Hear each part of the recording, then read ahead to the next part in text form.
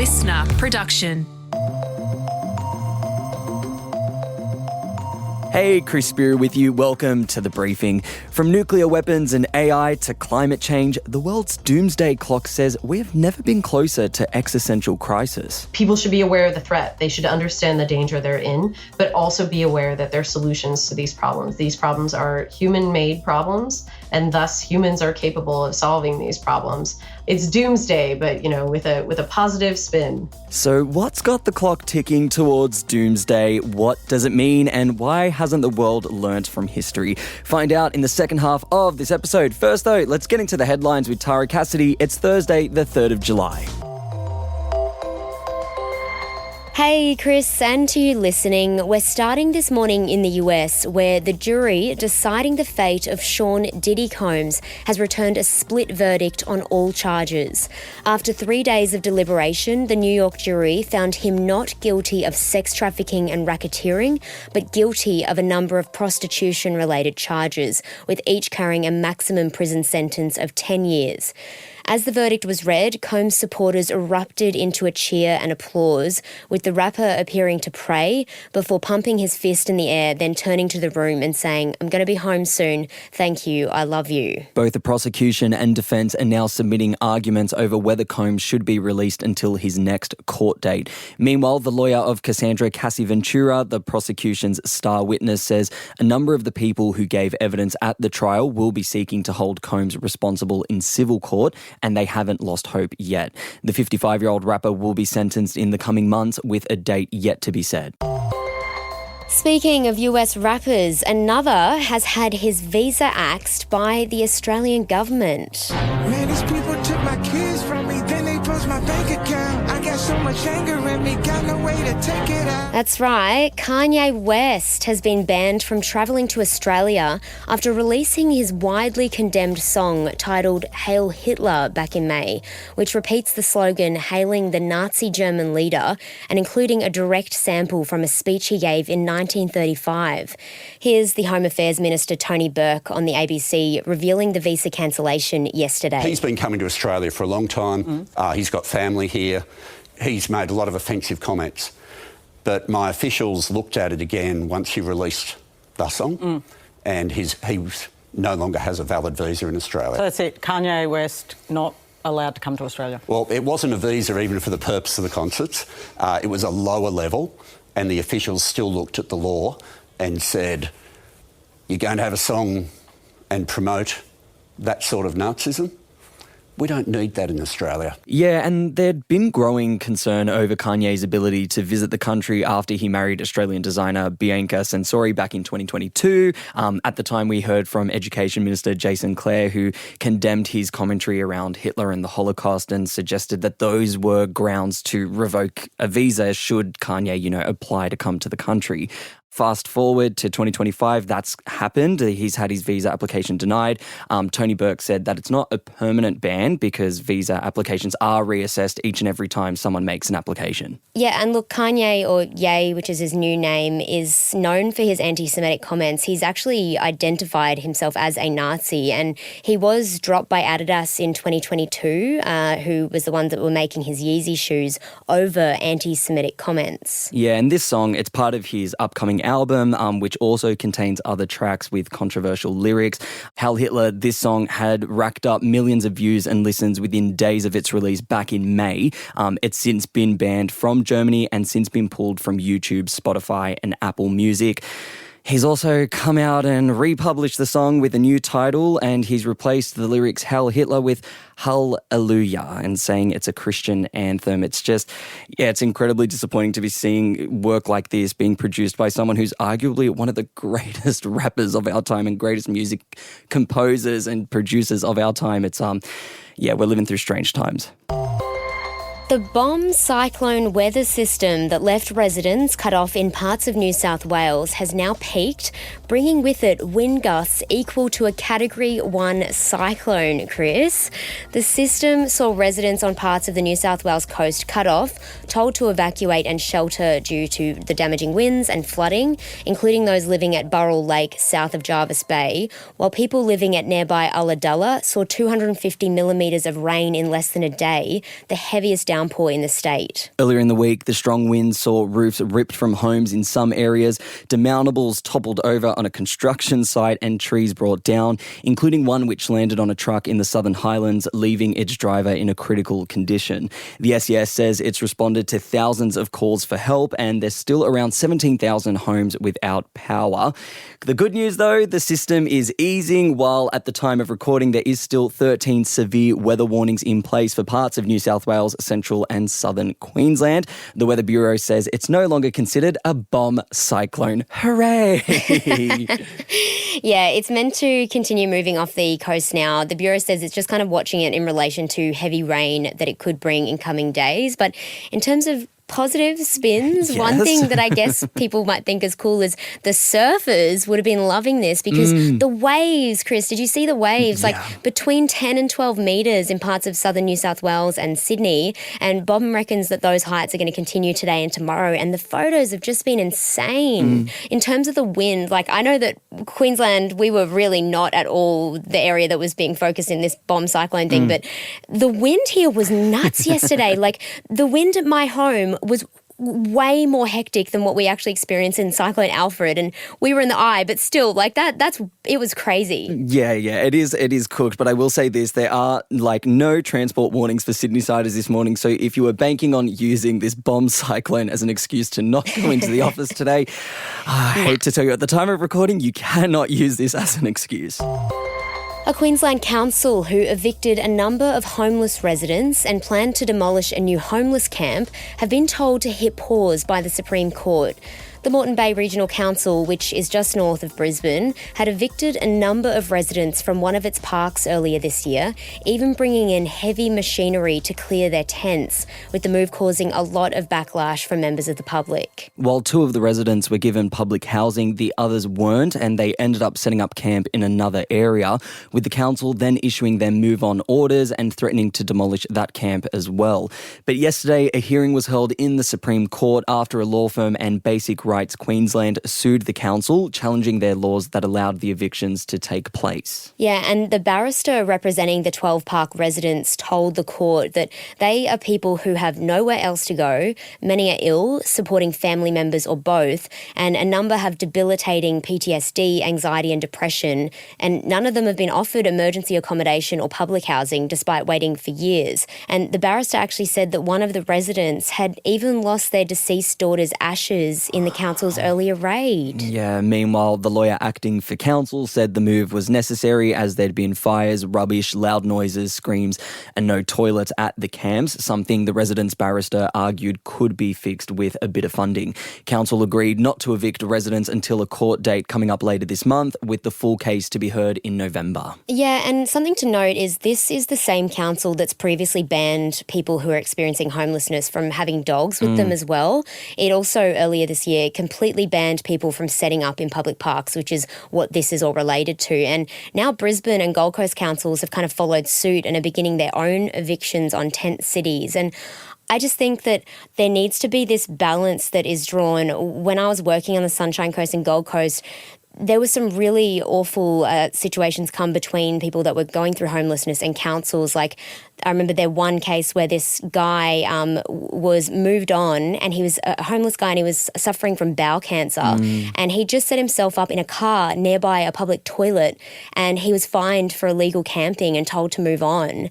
And meanwhile, on the Gold Coast, council workers would go and take people that were experiencing homelessness, their phones, their passport, their belongings while they were in the shower. So, there needs to be a balance between, managing public spaces and also being human and trying to help our most vulnerable.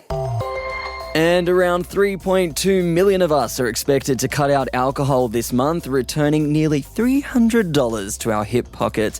New research by comparison site Finder has found 20% of Aussie drinkers are cutting out grog this month for the annual Dry July sobriety run. And if all goes to plan, that's a collective saving of $886 million. Head of Consumer Research Graham Cook says it's an opportunity for Aussies to reset their health and financial habits at a time when alcohol alcohol prices are surging and weekly spend is decreasing. Yeah, apparently Aussies are spending 35% less now on alcohol compared to last year, with many choosing not to spend on drinks because of the cost of living continuing to bite. And we know that there's been like those alcohol providers and the shops that have actually come out saying that now some of the most popular drinks that people are buying are actually the low alcohol and no alcohol options. And we're seeing a lot of like young people that are actually moving toward that kind of lifestyle, which is interesting. Are you one of them, Chris? Yeah. Look, as someone who's T-minus like 2.5 weeks out from spending a few weeks in Europe, I can safely say I'm not one of those youths contributing to those statistics, but I do find it interesting. Like Dry July now is this month-long thing, and it's there's a few other fasting initiatives that have popped up around the place. So now we have Dry July, we have Feb Fast, where people give up alcohol, sugar, or any other vice for that month. And both of these things are great initiatives. They raise funds, like Dry July raises funds for cancer research and the work that the Cancer Council do. Feb Fast raises funds for disadvantaged young people. So they're wonderful initiatives, but, you know, their promise is that slowly, maybe we can reduce the rate of alcohol consumption in this country. And I will say, having an uncle that does both and does Dry July every single year, one guess where that man is come August 1. It is not, you know, at the gym hitting the treadmill. It is at the pub, you know, sinking a schooner. Yeah, look, I mean, I'll admit I'm one of the people that I actually went and found my favourite bubbles, and I found the version of it that has actually half the amount of alcohol, and I love it, and I feel better in the morning. Okay. I would not normally put myself in this camp, but when I saw it, I was like, I'll give it a go. It tastes the exact same and better for me. So I don't know, I'm all about it. But look, we want to know what you guys think. Are you taking part in Dry July, or are you part of this cohort that's moving away from the grog? Let us know in our broadcast channel Behind the Briefing on Instagram. We will chuck up a prompt. Now, that brings our headlines to a close for today. Next up is my deep dive, looking into the Doomsday Clock. Ooh. Why the world is on the brink of crisis, Chris. Have a listen to that up next.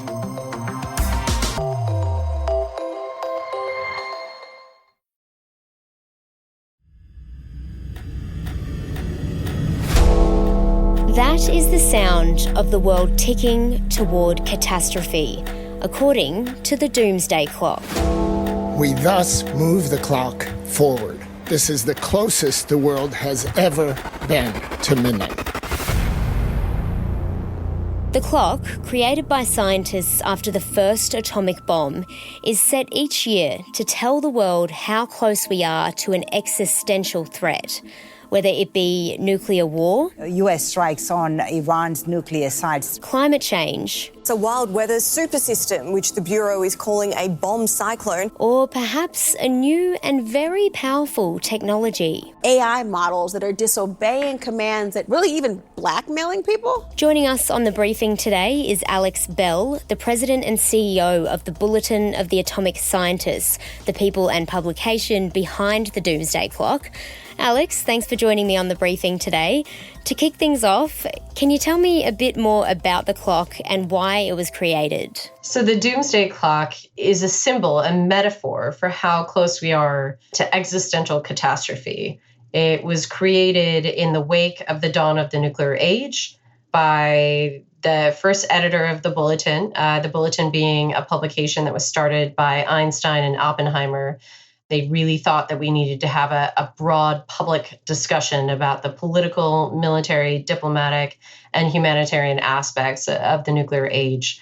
The clock came along a couple of years later as a way to sort of help the public identify the danger that we are in. And the clock has moved closer to midnight. I think there are a lot of different interpretations of what exactly it means, but to me, effectively nothing good.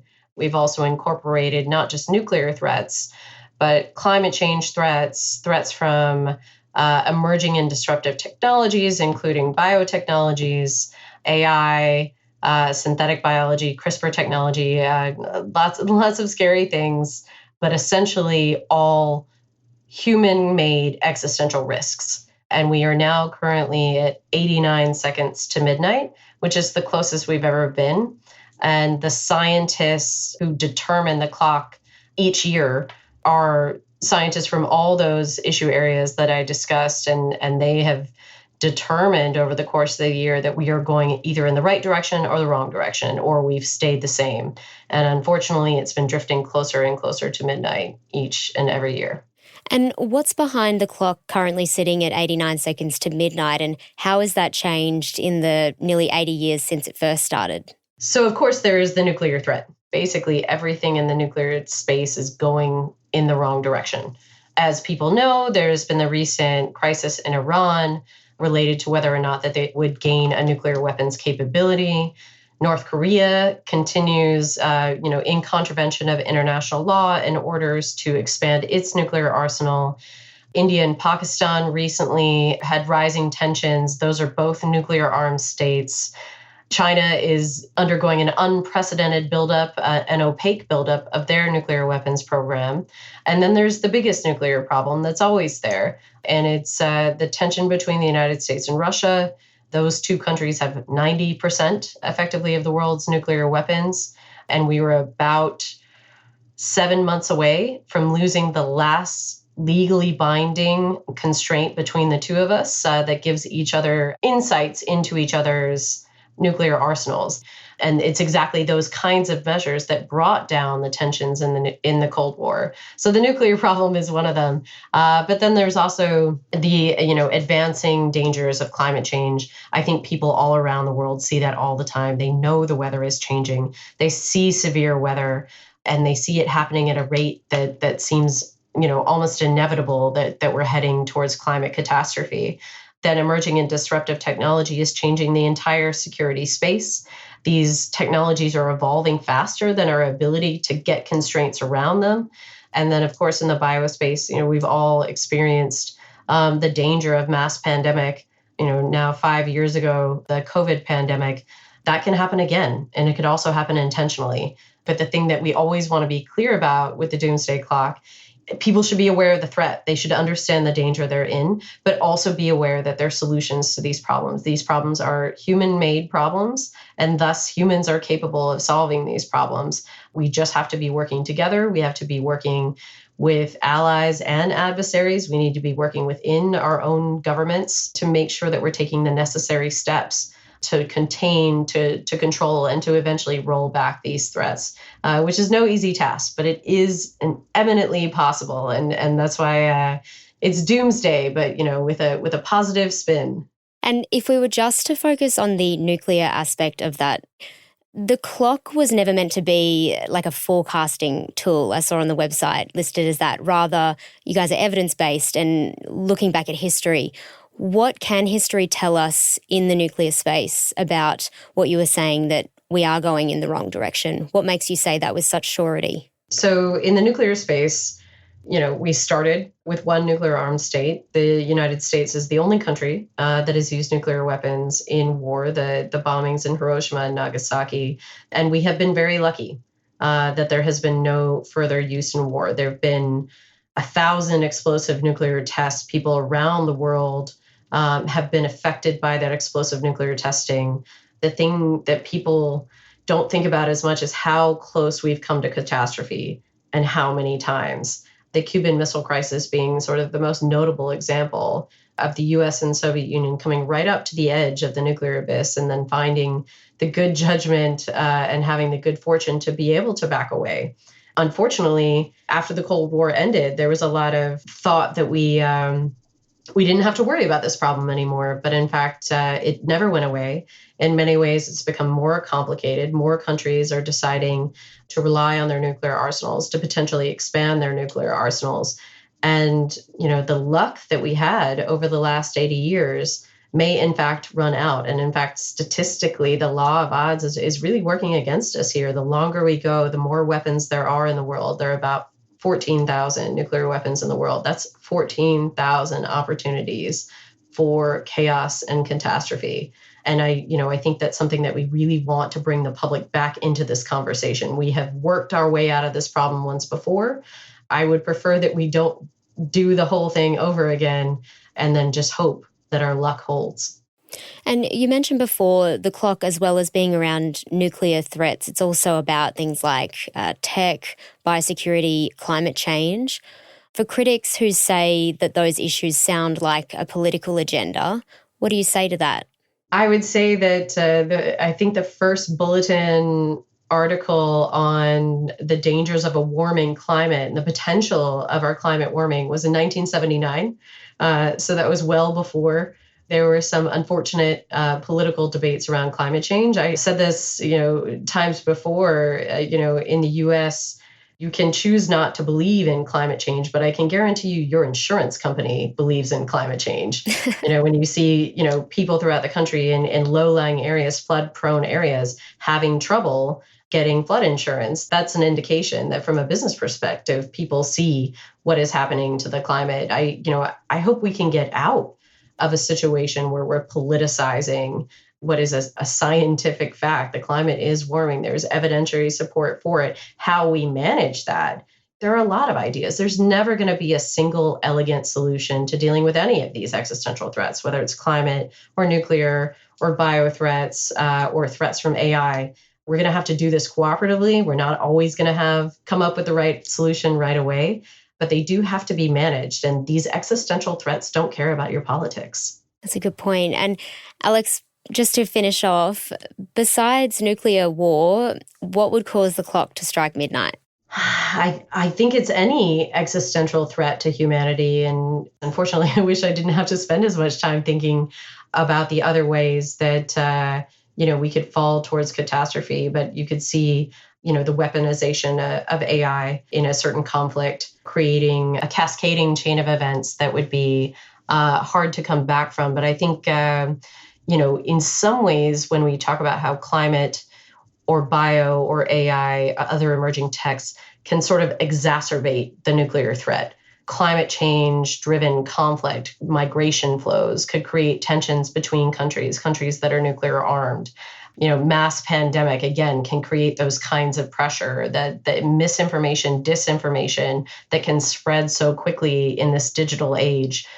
Does it create miscalculations, misperceptions? But all those other threats that we talk about are force multipliers and very cross-cutting. So there really aren't conversations we should be having about energy needs related to AI that aren't directly connected back to nuclear proliferation threats. And that's something that the Bulletin is also trying to do, is make sure that people understand these risks are interconnected. And we've got to stop talking in our small little expert groups and really try to find ways to bridge across these expert communities. And then, of course, back to the public and explain all the potential risks and what we would need to do to mitigate those risks. And sometimes that's going to require, leadership that we're just not really seeing on the global stage right now. Great insight, Alex, and really appreciate your time today with me. Thanks very much for joining me on the briefing. Thanks for having me. That was Alex Bell, CEO and President of the Bulletin of the Atomic Scientists, speaking with me there about the Doomsday Clock and all the threats facing the globe in 2025.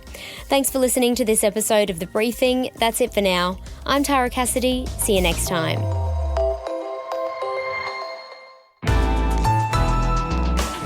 Listener.